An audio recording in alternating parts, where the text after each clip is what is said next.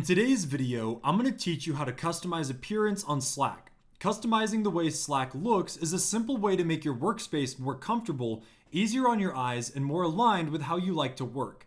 In this walkthrough, I'm going to guide you through exactly where to click and what to look for so you can confidently adjust your theme and visual settings.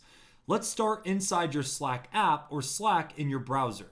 Look at the bottom left corner of your screen.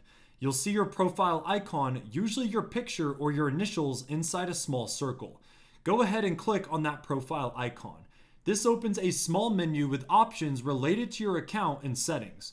From this menu, look for the option labeled Preferences. This is where Slack stores most of your personal settings, including notifications, language, and of course, appearance.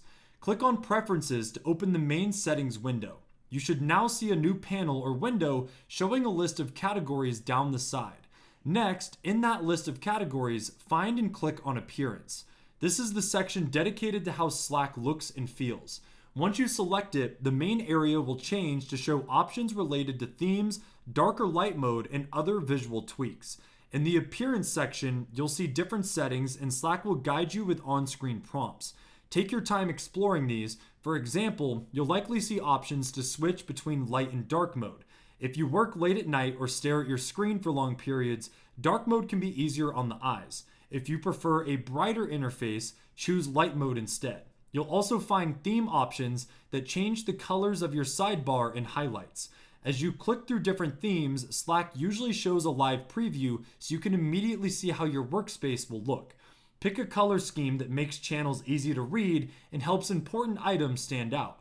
Some versions of Slack also include additional appearance controls like message display density or whether to show certain elements.